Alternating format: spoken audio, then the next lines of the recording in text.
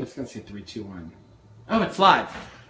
Hello, buonasera, buonasera, and bonsoir. Tonight we're making crepes. So tonight, hey Lair, are you tuning in? Lair is out of town, so I have a very, very special camera woman tonight. She is 9 months pregnant, and she is filming this. If her water breaks during the filming, we are gonna stop filming and then go to the hospital. But I don't think that's going to happen. So come and see the crepes that we're going to be making tonight. This is a PB&J crepe. This is a pesto and tomato crepe. This is a honey and peach crepe. This is a salmon and green onion crepe. And this is a Nutella crepe. So with one crepe, you can make savory or sweet. And I'm going to show you how to do that right now. So come into the kitchen. We are still waiting for floors here at the Fuda household here in Elwood City, PA. I am still so happy to be home. Thank you, everyone. All right. So, to make crepes. Crepes are super easy. They're light, fluffy, cheap, and fast. And they're like a little thin pancake, all right? So these are ones I made earlier. I'm going to show you what ingredients I put in. Traditional crepes have butter in them, which I do not put in. Sugar, which I do not put in. You don't need those. You can make beautiful, delicious crepes without those ingredients. The French would disagree, and many other crepe makers would disagree, but hey, I lost 50 pounds in 3 years, and I need to keep that off. So, no butter, no sugar. Here we go. You're gonna need a cup of flour, and I use Giant Eagles flour. Why? Because I love Giant Eagles. So you're gonna need a cup of that. So just a cup, you level it off. Okay, throw that in your bowl. Beautiful. Then we want to add 3 eggs. If I can get this open. Leslie, what is this? Oh my God. How?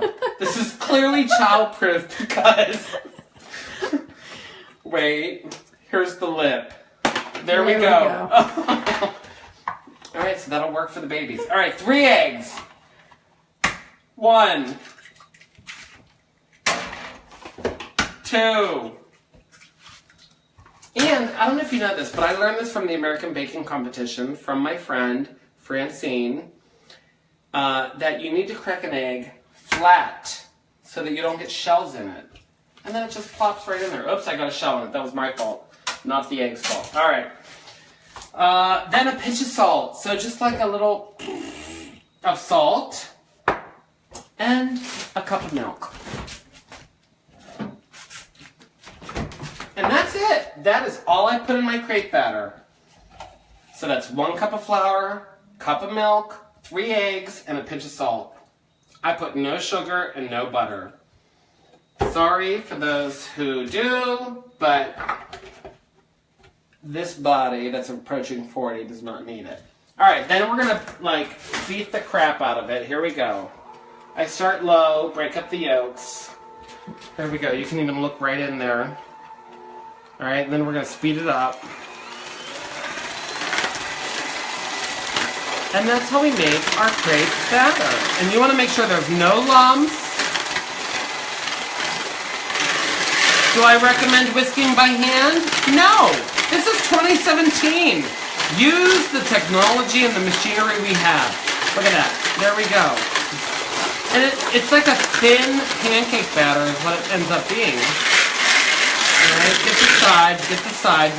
It's a little noisy, but it's okay. Alright. 4 ingredients, that's it. And you just want to make sure there's no lumps and that some bubbles start to form at the top. There we go. That's my crepe batter. And that's what I use, and it works. I learned this in Italy years ago. So then we're going to want to turn it. I turn it on high. I let that heat up. And then I'm going to spray it with some Giant Eagle, whatever this is called, cooking spray. Some people add butter. Again, I do not add butter. Cooking spray has, oh, shocker, total fat 0. I'm going to use this. I'm sorry. I'll take the aerosols. So I'm going to spray a little bit. When you do your first crepe, it comes out almost like it's like a starter crepe. So I always feel like that one doesn't come out the best, you know? I'm wearing the bandana tonight because I work today in the kitchen all day long. Private message me and I'll tell you where. I'm not going to publicly announce. Alright. The batter is beautiful. Look at this. We need that pan to heat up. I actually should have heated up that pan before I started even blending this, but look how nice this batter is. This is beautiful. This crepe recipe right here is good for savory or sweet. And I showed you some varieties, and then once we make one, I'm going to show you right now what you have to do to make the crepe. Here are some completed crepes. My hands are clean. I'm OCD, so you know that I wash them. But that's a nice, thin, cooked crepe. I have 3 right there. With this recipe, you can make 12 crepes. You can make them in advance. And if you have crepe batter that remains, I recommend a mason jar with a cap, which you can buy at bocafuda.com/shop. And then you can just store it for the next morning. It'll hold beautifully. I wouldn't save it more than 2 days. I would say max 2 days, okay?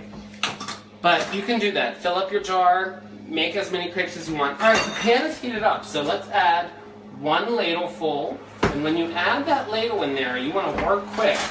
And you want to shake it. Took your mama 9 months to make it. Alright, so then you shake it, and it already starts cooking. Come on in here, Les. And it's okay if it's not perfect, because you know what? You're not perfect, and I'm not perfect. And that's the wonderful, beautiful thing about being a human being, is we're not perfect. So we're going to let that cook. See that simmering? Keep filming that, Les, because we want to see all that bubbling. And on the underside, it's going to start browning. And you're going to cook this for about 2 minutes on one side and then 1 minute on the other side. These bubbles will start to form here. We see some sizzling action going here. And again, this is the starter crepe. And then we flip it, okay? Oh, that looks really nice. Look at that beautiful crepe action. Is that what that's called? Crepe action? We're going to call it crepe action. Here we go. All right, so this is the starter crepe. After this, I don't grease my pan, but you want to use a non-stick pan, okay? So for about 45 seconds to a minute, there we go. And that's your crepe. Look at that. It's beautiful. And then I throw it on this beautiful dish that I stole from the American Baking Competition. I will lower this to medium at this point, and I'm ready for another ladle. All right, ladle goes in, bam, shake it. Move it around. You'll only have a limited time until it forms, until it's ready. It'll tell you. It'll start forming the edges there. And then at that point, that's your crepe. Whatever shape it is, you know what? Accept it. Love it. That's the crepe, all right? What the crepe? That's the crepe. All right, now it starts to brown around the edges. We're going to flip it. Whoops. And it's okay. The crepe doesn't mind. And hopefully your hands are clean. And then we just, there we go. And we'll cook that for about a minute. Beautiful browning. I love that. And then it's ready. And then you add another ladle. So you can do this about 12 times with this recipe. And again, I don't add butter or sugar. So if you're trying to avoid those things and you want to shake it, took your mama 9 months to make it. All the bubbling, just like a pancake. If you're used to making pancakes, you know that bubbling. You know that bubbling action. All right, it's starting to brown. You can lift it with your finger. You won't burn yourself. All right, and then it starts to bubble on the other side. These are quick, easy. You saw the ingredients. They are very minimal. And there we go. That's cooked right there. That is cooked. But you can turn it over. All right, now for the fillings. The fillings are the fun part.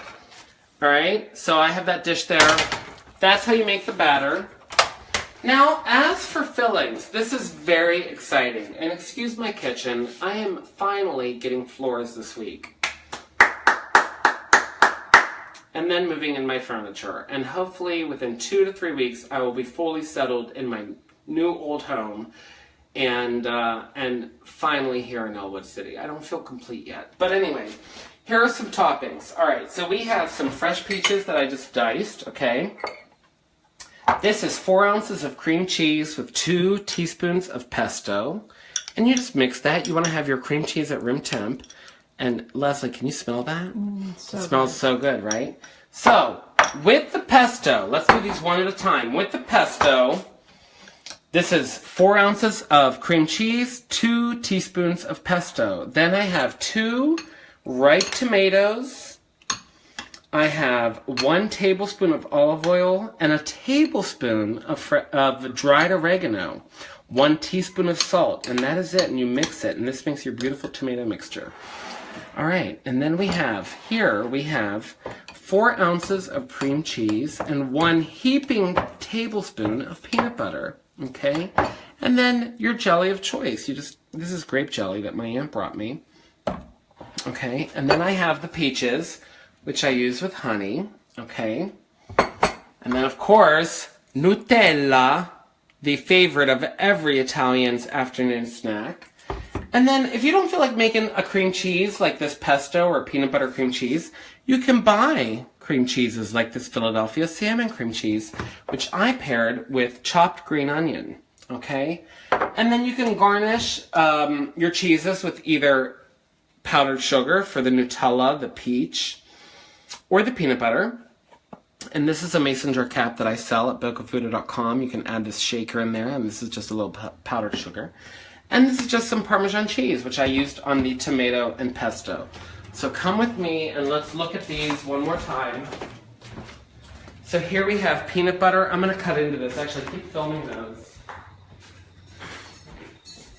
So this is the peanut butter one, doused with grape jelly, and there's just a little peanut butter filling, and they cut beautifully. And then you can just scoop a little bit of that jelly on there. And that's delicious as a dessert, as a snack. Here is the tomato and pesto, okay? Here's the peach and honey. That thing is filled with peaches. Since I'm going sweet to sweet, let's just cut right into this. Oh, that's beautiful. Crepes are wonderful to hold whatever you want to eat. Here is the salmon and green onion. So cute as an appetizer, as a main course. Here's a great dessert. Whether you're alone or with a million people, Nutella is always the answer. So that is it. Thank you. Excuse the floors. This is pressed wood. We're having floors installed this week. So I thank you for watching. Please share the video. Love the video. Let me know what you think. If I'm doing something wrong, something right, whatever, I don't care. I love you guys. I thank everyone, my friends, my family, and everyone here at home and abroad for all of your support.